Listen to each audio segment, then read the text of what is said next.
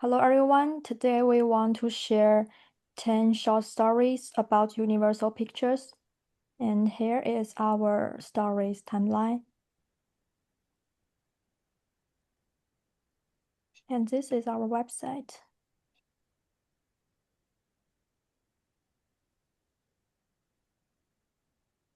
Okay, for first story, in 1912, Carl Laemmle merged his company with 5 others to form Universal. It became the first studio to combine production, distribution, and exhibition within one organization. This vertical integration gave Universal control of the entire film chain and reduced industry risk, as McChesney notes. And for second story, of the 1930s and 40s, Universal brought horror to the world with Dracula, Frankenstein, and Marvel. These films dominated global screen and as a moral justice reflected cultural imperialism, Western cultural shapes weaker societies through cinemas.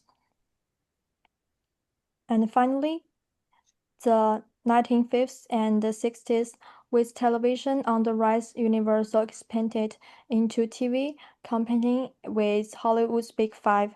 The focus on multiple platforms and a larger audience illustrates Moscow's idea of commercialization, where profit drives media industry. So from vertical integration in the 1910s to cultural imperialism in the 1930s to 40s and to commercialization in TV era, Universal Pictures have constantly adapted to changes in media landscapes, leaving a lasting imprint on global culture. And next, my team member will continue to introduce the part of time to you. Okay, so in 1964, Universal Pictures acquired the Hitchcock's Shameless production. This gave the studio control over his farmers' works and the right to distribute them. McChesney described that this has organized integration, centralizing ownership to maximum control. By realizing Hitchcock films, Universal Pictures his legacy and made him inseparable from the Universal brand. Next page.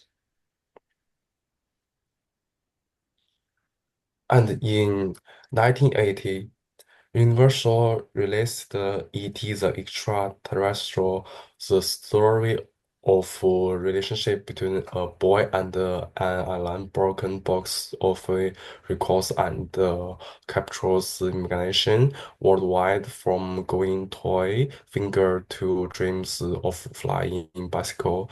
E.T. became to a cultural icon.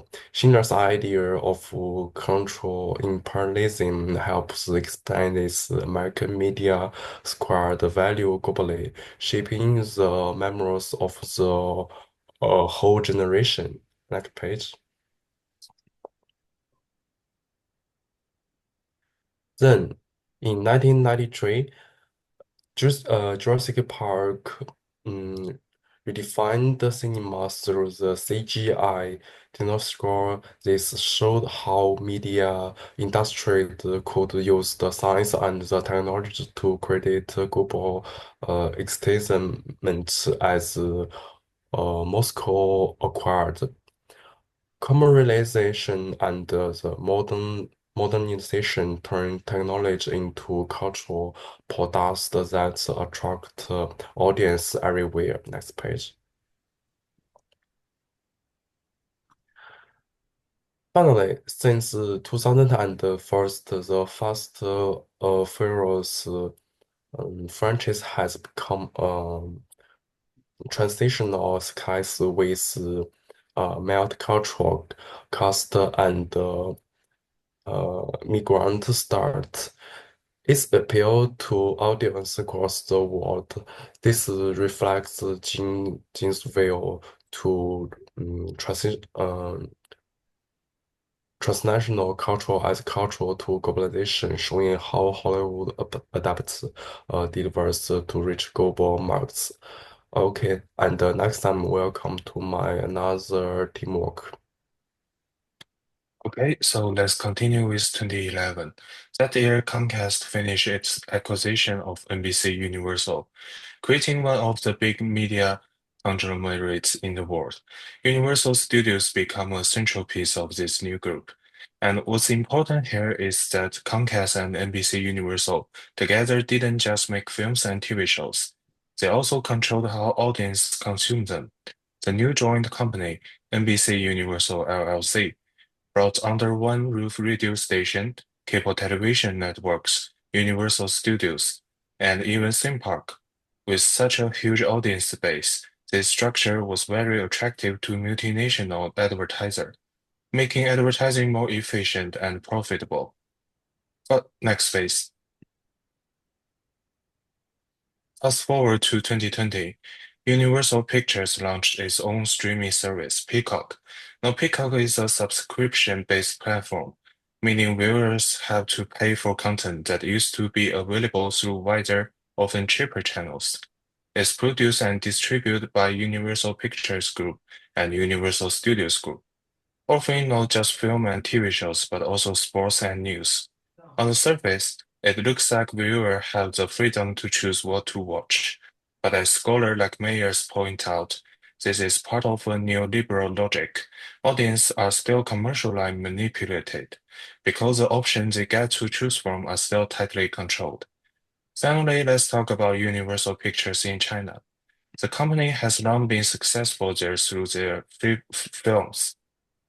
But a big milestone was the opening of Universal Theme Park in Beijing in 2021.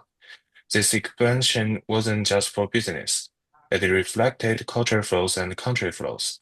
As Zhao explained, the Chinese state exercised strong control over media, so any foreign company entering the market has to negotiate carefully with regulators. The opening of the Beijing park highlights just how complex and political these negotiations can be in today's global media industry.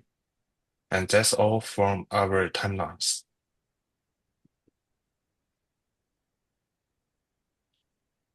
Here is our references. Thank you guys for watching this.